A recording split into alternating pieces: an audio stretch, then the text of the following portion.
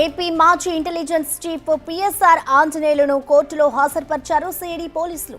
ముంబై నటి జత్వానీ వేధింపుల కేసులో నిన్న పిఎస్ఆర్ని హైదరాబాద్లో అదుపులోకి తీసుకున్నారు సిఐడి పోలీసులు.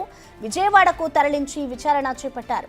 సిఐడి కార్యాలయంలో దాదాపు 7 గంటల పాటు విచారణ కొనసాగింది. సిఐడి కార్యాలయం నుంచి విజయవాడ ప్రభుత్వ ఆసుపత్రికి వైద్య పరీక్షల నిమిత్తం పిఎస్ఆర్ ఆంజనేయులను తరలించారు. విజయవాడ ప్రభుత్వ ఆసుపత్రిలో వైద్య పరీక్షలు పూర్తయిన అనంతరం నేరుగా న్యాయమూర్తి ఎదుట ప్రవేశపెట్టారు.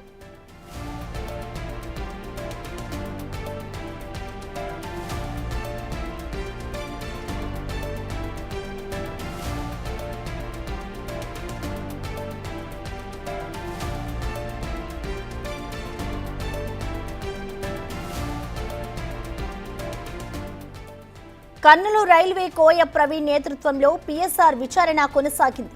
జత్వానీ కేసులో వేధింపులకు కారణాలు ఏమిటంటే ప్రశ్నలు కురిపించారు. జత్వానీ విషయంలో పెద్దలు చెప్పిన సూచన మేరకే అలా అమలు చేయాల్సి వచ్చిందని, దాంట్లో మా తప్పేమీ లేదని పిఎస్ఆర్ చెప్పినట్లుగా తెలుస్తోంది. తానుగా ఎటువంటి లైంగిక వేధింపులకు పాల్పడలేదని స్పష్టం చేశారు. అధికారులు అడిగిన మరికొన్ని ప్రశ్నలకు పిఎస్ఆర్ సమాధానాలు చెప్పలేదని తెలుస్తోంది.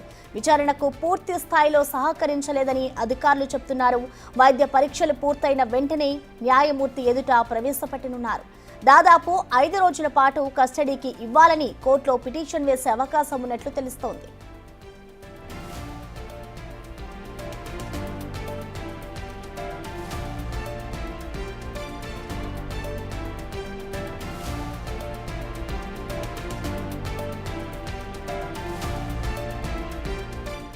దీనిపై మరింత సమాచారాన్ని మా ప్రతినిధి శివ అందిస్తారు. శివ, చెప్పండి, నిన్న ఏదైతే పిఎస్ఆర్ ఆంజనేయుల్ని సిఐడి అధికారులు విచారించారు, ఈ విచారణలో అసలు ఎలాంటి విషయాలు బయటపడ్డాయి? పూర్తి అప్డేట్స్ ఏంటి?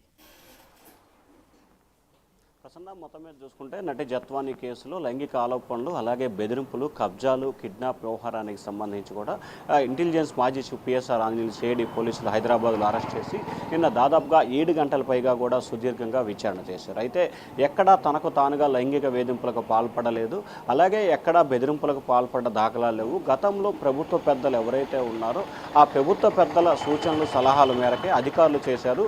దీంట్లో తన పాత్ర కానీ తన ప్రమేయం కానీ ఎక్కడా లేదు. అసలు ఎందుకు నన్ను ఈ కేసులో ఇన్వాల్వ్ చేశారో అర్థం కావట్లేదని చెప్పి కూడా ఆయన సిఐడి అధికారులు ఎదుట గట్టిగానే మాట్లాడిన పరిస్థితి కూడా కనిపిస్తుంది. అసలు ఇంటెలిజెన్స్ చీఫ్గా ఉన్న తనకి ఈ వ్యవహారానికి ఎటువంటి సంబంధం లేదు, ఎందుకు నా పేరు ఇరికిస్తున్నారు, కావాలనే రాజకీయ దురుద్దేశంతో ఈ రకంగా వ్యవహరించారు తప్ప ఎక్కడా తన పాత్ర లేదని చెప్పి ఆయన వివరణించే ప్రయత్నం అయితే చేసినట్టు తెలుస్తూ ఉంది. అయితే ఈ కేసుకు సంబంధించి అప్పటి విజయవాడ సిపి, అప్పటి ఏసీపీ, అప్పటి సిఐలు వాళ్ళని విచారణ చేయాలి, వారి పరిధిలో జరిగిన అంశానికి నాకు ఏంటి సంబంధం అని చెప్పి ఆయన మాట్లాడారు. అలాగే ప్రత్యేక విమాన టికెట్లు, అలాగే విమానంలో వెళ్ళటం, విమానంలో తీసుకురావటం, మీ పేరు మీద టికెట్లు బుక్ అయినాయి కదా అనే దానికి సంబంధించి కూడా తాను ఈ అంశానికి సంబంధించి వెళ్ళలేదు అని చెప్పి ఆయన తెలియదు, గుర్తులేదు అని మళ్ళీ తప్పిపుచ్చుకునే ప్రయత్నం అయితే చేసినట్టు తెలుస్తూ ఉంది. మరొక వైపు ఈ కేసుకు సంబంధించి అనేక ప్రశ్నలకు సంబంధించి ఆయన తెలియదు, గుర్తులేదు, చాలా రోజులైంది, నాకు సంబంధం లేని విషయం, నాకు దాంట్లో నా ప్రమేయం లేదని చెప్పి ఎప్పటికప్పుడే తప్పించుకునే ప్రయత్నం అయితే చేశారు.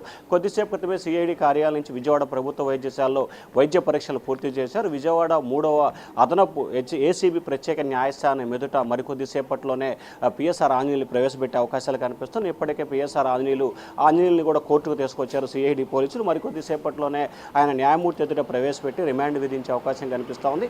విచారణకు ఏమాత్రం సహకరించలేదు కాబట్టి ఆయన కస్టడీకి ఇవ్వాలని చెప్పి కూడా సిఐడి పోలీసులు పిటిషన్ దాఖలు చేసే అవకాశం కనిపిస్తూ ఉంది. ప్రసన్న.